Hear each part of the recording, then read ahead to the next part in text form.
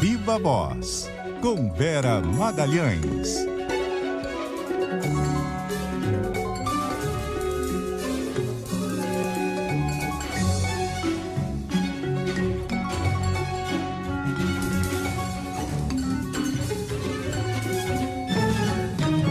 Vera Magalhães, Viva Voz, tudo bem? Boa noite, Vera. Boa noite, Rodrigo. Boa noite, Nadédia, e também a todo mundo que nos ouve e nos assiste. Boa noite, Vera. Bom, vamos lá para o capítulo 500 de uma história que não deveria nem ter capítulo 2. Ele deveria ter se encerrado no primeiro, com o mínimo de coerência e o mínimo também de vaidade, digamos assim. O passaporte da vacina segue de novo na discussão, porque o presidente disse que não vai, mas o governador de São Paulo disse que vai se ele não for. Exato, Bocardi resumiu bem. O governador João Dória deu uma declaração hoje de que se o governo federal não adotar o passaporte da vacina, não exigir o passaporte da vacina de quem visitar o Brasil, ele o fará em relação aos viajantes que cheguem a São Paulo, os de dentro do país e também os de fora. Quanto à execução dessa medida, uma vez que a imigração, por exemplo, é feita pela Polícia Federal, um órgão, como o próprio nome já diz, subordinado ao governo federal, ele me disse, eu falei com ele mais cedo, que a vigilância sanitária cabe ao Estado e também à Anvisa, portanto, ao governo do Estado e à Anvisa, que é a agência reguladora de vigilância sanitária. Então, ele também deve se valer de uma decisão, uma não, várias decisões do Supremo Tribunal Federal, segundo as quais os estados e os municípios têm autonomia para tomar medidas restritivas no curso da pandemia. Essas medidas já foram questionadas pelo presidente Bolsonaro muitas vezes, dizendo que o Supremo tinha decidido que ele não tinha como interferir na pandemia, mas não é isso que o Supremo decidiu. Decidiu que existem concorrências aí paralelas, né? Todos eles têm a competência de fazer coisas em relação à pandemia. Então, ele vai se valer dessas decisões e mais do fato de que a vigilância sanitária é uma incumbência também do Estado para exigir passaporte da vacinação. Ele disse que o Brasil não pode se tornar um local do turismo negacionista e que se Bolsonaro não zelar pelo país como um todo, ele zelará por São Paulo. E o ministro Queiroga, hein, Vera? A gente ouviu ele repetindo, na verdade, uma frase que já tinha sido dita pelo próprio presidente Jair Bolsonaro, mas é que do presidente Jair Bolsonaro a gente não espera muita coisa em relação à saúde, né? E a gente ouviu o ministro da Saúde falando, acho que até choca mais. Que é médico, né? Ontem a gente já tinha falado aqui a respeito do Queiroga, o Rodrigo até encerrou o Viva Voz falando, o senhor, ministro Queiroga, quando a gente vai ver, ele supera aquilo que a gente já comentou, né? Porque ele repetiu essa frase, segundo a qual muitas vezes mais vale perder a vida do que perder a liberdade, que é uma frase absurda e inadmissível para um médico, né? O médico é alguém que tem por dever de ofício, por juramento ético, pelo cerne da sua profissão de defender a vida até a última instância, até o último momento. E ele falando isso é uma frase que não tem nem mesmo lógica, Nadédia e Bocardi, porque quem perde a vida, infelizmente, ministro, também perde a liberdade. Então é uma frase sem sentido, além de profundamente de mau gosto no curso de uma pandemia que já matou tantos brasileiros, que certamente estariam dispostos a abrir mão do conceito de liberdade, o conceito mesquinho de liberdade que esse pessoal está defendendo, em nome do bem público, da liberdade pública, da saúde pública. Então, a gente pensa que não vai se surpreender mais, mas ele conseguiu, nesse caso, chocar todo mundo. Uma frase que teve uma repercussão negativa hoje o dia inteiro, foi proferida ainda ontem, mas passou o dia sendo aí bombardeada por especialistas, por outros políticos, algo lamentável, e ele não se retratou, mesmo depois de toda a polêmica. Até porque ele começa no início da frase dizendo como o presidente disse, né? E aí, nesse caso, se for trazer uma referência histórica, talvez nos porões da ditadura, pelo qual parece que o presidente tem apreço, ele pudesse trazer essa frase. E entre você ir para solitária e aí perder a sua liberdade de fato, entrego a vida. Mas o tem contexto é outro, É. e aí vindo de um médico se torna ainda mais É lamentável. bizarro. É isso, tem todo esse contexto, né, que vem aí de exércitos, que vem de toda uma questão filosófica de a liberdade versus vida, quando a gente fala aí desses ameaças às liberdades por parte do arbítrio, e pessoas que lutaram na guerra contra o arbítrio e arriscando a própria vida. É um conceito totalmente diferente de, durante uma pandemia, você querer contrapor restrições que são perfeitamente compatíveis com a liberdade e não cerceiam em nada esse conceito amplo de liberdade com a vida das pessoas que podem vir a morrer por conta de um vírus para o qual já existe vacina, né? Para o qual cuidados sanitários básicos são eficazes. Então, é uma frase que não encontra nem esse paralelo aí heróico em guerras, em lutas contra arbítrio, contra ditadura, contra pessoas, contra regimes sanguinários, porque não é disso que se trata. Que tristeza. E o pior é não vir em retratação nenhuma, é como se tivesse tudo bem, né? É isso, não vai haver retratação alguma.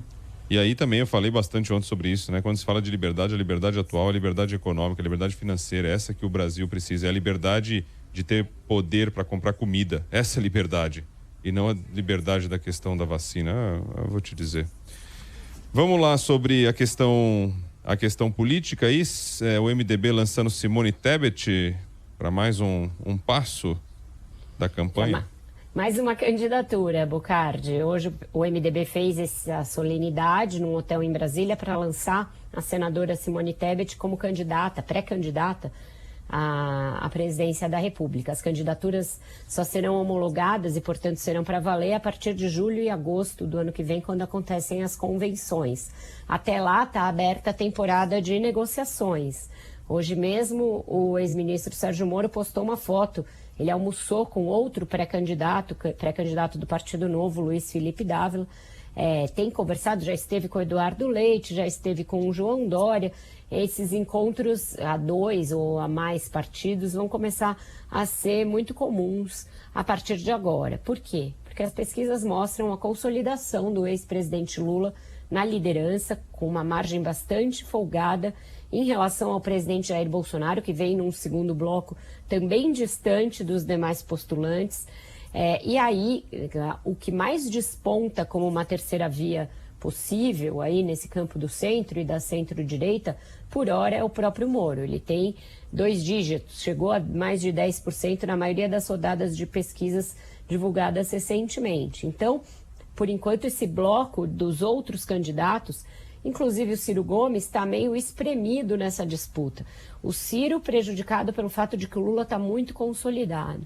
E os outros candidatos de centro-direita, sem muito espaço, tendo o Bolsonaro ainda com uma boa resiliência e o Moro despontado, iniciado a sua corrida como um candidato com um pouco mais de fôlego do que os demais.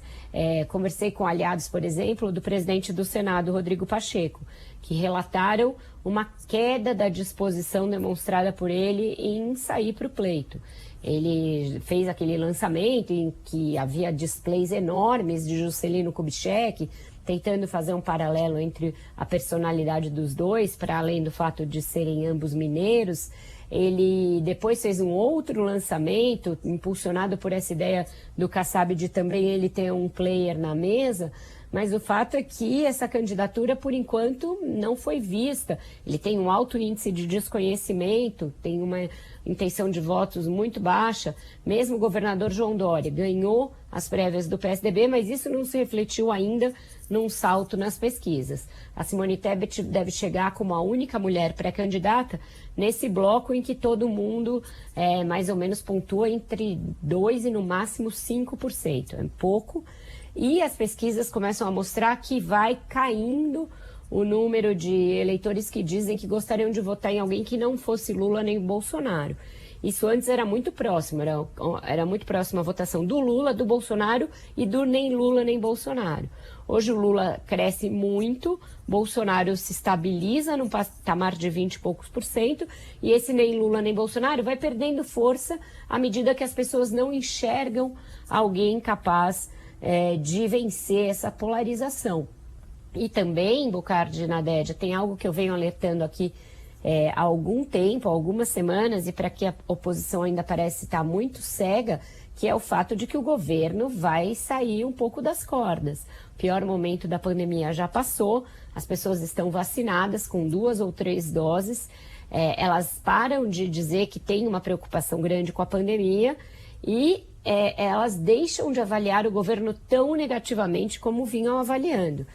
A avaliação negativa do Bolsonaro está em queda em todas as classes sociais, em todas as faixas de escolaridade, em todas as faixas de renda, está em queda mesmo entre jovens, está em queda entre mulheres, que é um público normalmente avesso a Bolsonaro, e a não ser no Nordeste, em todas as outras regiões do Brasil também em queda a rejeição ao presidente. Isso costuma ser um movimento que antecede o crescimento nas pesquisas de intenção de voto.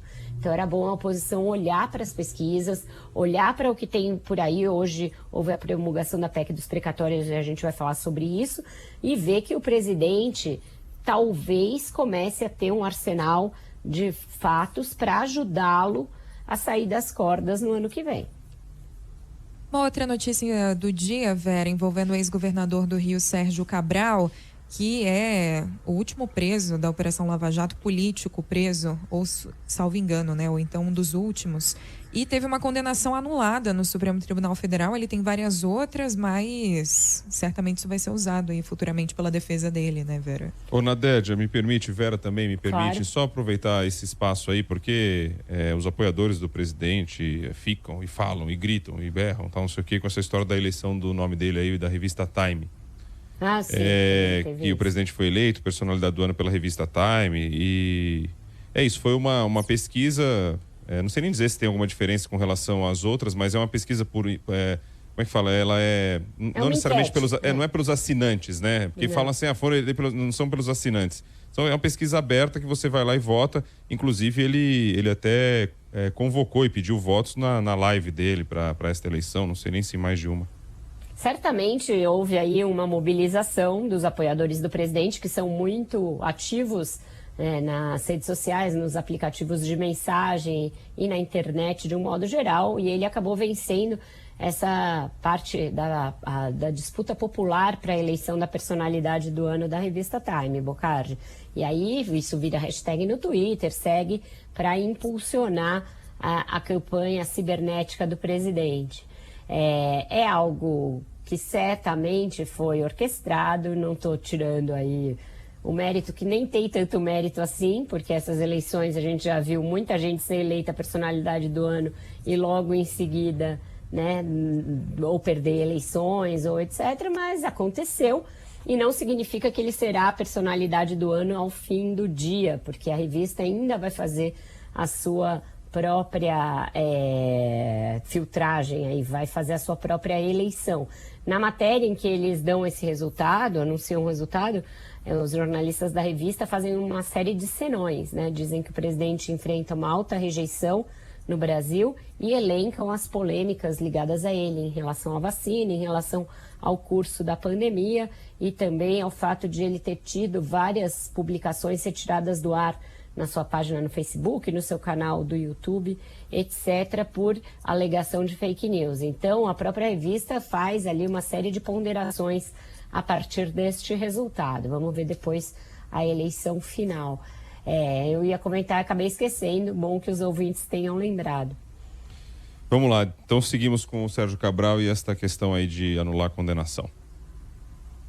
Eu estava começando a falar sobre isso, a segunda turma do Supremo anulou uma das condenações feitas pelo juiz federal Marcelo Bretas, dizendo que ele não tinha competência para julgar uma questão de saúde, o que me parece muito estranho. É um juiz federal, questões de saúde dizem respeito à alçada da Justiça Federal. É uma alegação contrária aquela da anulação dos processos do Lula, porque diziam que Curitiba não podia ser um foro geral, né, o foro único, o foro universal das ações da Lava Jato, que o Lula deveria ter sido julgado em Brasília. Agora que o Sérgio Cabral foi julgado na sede dele, né, no local em que houve os fatos, em que os fatos aconteceram, que é o estado do Rio de Janeiro, no qual ele era governador, por um juiz da Justiça Federal lotado no Rio de Janeiro, aí tem de novo uma arguição de competência. É espantoso, né? Porque se tem um caso em que a corrupção em múltiplas áreas e na sua forma mais desabrida ali, na sua forma mais escancarada, ela ocorreu, foi no Rio de Janeiro, na gestão Sérgio Cabral. O dia inteiro eu vi ali as pessoas indignadas, dizendo que vão devolver até as joias da Madame, que era como se referiam as joias da ex-primeira-dama Adriana Anselmo. E aí fica essa questão, né? Até quando a gente vai caminhar nos retrocessos a tudo aquilo que aconteceu? Houve excessos por parte dos procuradores de Curitiba, houve uma relação imprópria entre eles e o Sérgio Moro, eu mesma já reconheci, porém há provas. Nesse processo do Sérgio Cabral, há múltiplas provas. Eu não sou nenhuma fã do estilo do juiz Marcelo Bretas. Eu acho lamentável que um juiz de direito, um juiz concursado, se comporte como um pseudo-herói, inclusive em voos com políticos, inclusive com coisas de fisiculturismo, etc. Já fiz críticas a decisões que ele tomou, mas nesse caso do Sérgio Cabral, as provas saltam aos olhos e é muito preocupante que, em nome de um garantismo, que de garantista só tem o nome, as cortes superiores passem a anular condenações em série de pessoas que claramente usaram o dinheiro público para se locupletar e para enriquecer e para transferir para os seus familiares e etc. Outra notícia saiu ainda há pouco, a Isis Taciarinho trouxe aqui para a gente, Vera, sobre a promulgação da PEC dos precatórios, depois de uma sessão bem tensa, promulgação fatiada, né? Promulgação fatiada, a sessão foi muito tensa porque houve cobranças, principalmente por parte dos senadores, mas também de deputados, a respeito desse jeitinho que foi dado entre Rodrigo Pacheco e Arthur Lira para promulgar de forma fatiada. O Rodrigo Pacheco ficou tentando contemporizar, mas o Arthur Lira no final fez lá um desabafo e falou que não vai aceitar controle das atividades da Câmara por parte dos senadores. Disse que uma exceção semelhante a essa já foi aberta lá atrás, no período do Antônio Carlos Magalhães. O que a Câmara vai fazer? Vai pegar a parte que não foi promulgada hoje, o que foi alterado no Senado, e vai apensar a uma outra proposta de emenda à Constituição que corre já lá na Câmara, puxar isso direto para o plenário, tirar das comissões e passar a semana que vem votando para dar tempo de promulgar também essa parte.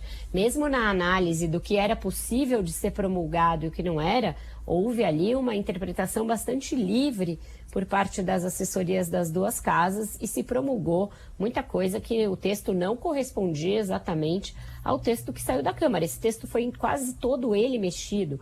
O processo legislativo correto e transparente seria a PEC voltar inteira para a Câmara, e aí eles que fizessem esse esforço concentrado para votar tudo de uma vez. Se eles têm tanta segurança assim do número, é que de puxadinho em puxadinho a gente vai subvertendo todos os processos no Brasil, e os processos legislativos são alguns dos que mais estão conspurcados, tumultuados por essa mania de dar um jeitinho em tudo. Chamou a atenção nesse episódio, Bocardi e Nadédia, do ponto de vista político, essa brodagem entre Rodrigo Pacheco e Arthur Lira, né? Eles vinham aí num período meio de rusgas, o Rodrigo Pacheco tentando se diferenciar dessa gestão meio truculenta e meio atropeladora do Arthur Lira, mas desde o episódio do orçamento secreto, eles acabaram unindo esforços. Uniram esforços para liberar as emendas do relator, e fazendo aquela resolução para tentar dar um jeito na transparência pedida pela Rosa Weber, e uniram esforços também na votação da PEC dos precatórios, a ponto de fazer essa nova aí manobra para promulgar uma parte e devolver a outra parte à Câmara para que seja aprovada a toque de caixa. Estão bem próximos os dois, o que é significativo e deve ser observado. Por quê? Porque Rodrigo Pacheco está fazendo esse movimento de reaproximação com o Arthur Lira, que também coincide com o movimento em que ele entrou meio na muda na questão da campanha presidencial. Estaria ele reavaliando o seu destino político? Então é algo para ser observado de agora em diante. Vera, na hora que pega e aperta para ambos, aí é melhor dar as mãos, né? Melhor dar as mãos. Tem sido muito surpreendente, porque eles vinham justamente no movimento oposto. Tudo que saía da Câmara chegava lá no Senado e empacava. Foi assim com a privatização dos Correios, foi assim com aquela mini-reforma tributária do governo federal, que até hoje está lá parada nos escaninhos do Senado.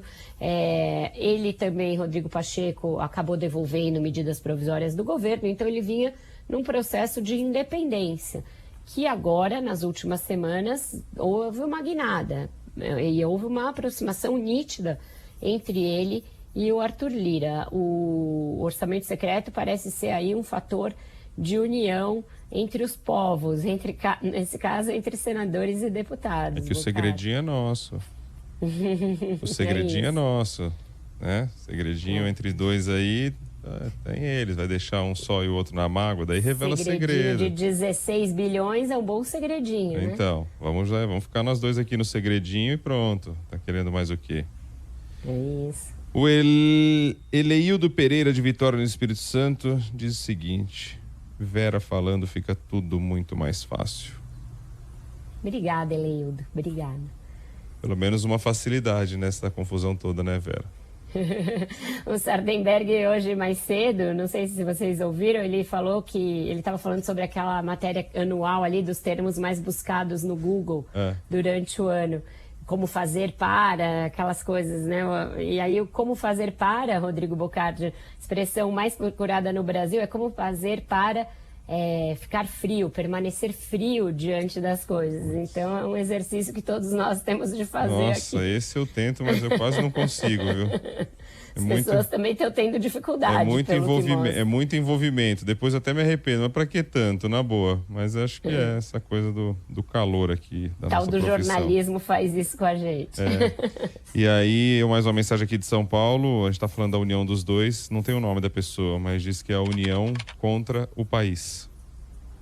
Não deixa de ter uma certa razão. Nesse caso, a PEC dos precatórios é muito ruim. É uma PEC que vai rolar as dívidas judiciais por muito tempo, que acabou com o teto de gastos. Então, nesse caso, não é para o bem do país dê certo. 6h25, qual é a música de hoje? A música vai para o ministro Queiroga, né? Meu Deus do céu, que palpite infeliz. Solta aí, pessoal. Olha aí. É você que não sabe o que diz. Meu Deus do céu, que palpite infeliz. Salve Estado, Salveiro, Bandeira, Oswaldo Cruz e Martins, que sempre souberam muito bem. E a vida não quer abafar ninguém. Só quer mostrar que faz samba também. Fazer poema lá na Sicília é um brinquedo. Ao som do Noel Rosa? É isso. Ao som do samba dança até um arvoredo. Você não viu porque não palpite infeliz, hein, doutor Queiroga? Vou te dizer. Sabe o que diz? Se falasse mal só do samba como na música, tava até bom, né? A gente tá isso aí. com um problema muito maior. Hoje tá pior, né, Beth? Vera Magalhães, viva a voz, uma boa noite. Obrigado por hoje. Boa noite para vocês e até amanhã, Bocardi, Nadete. Valeu. Boa noite, até amanhã.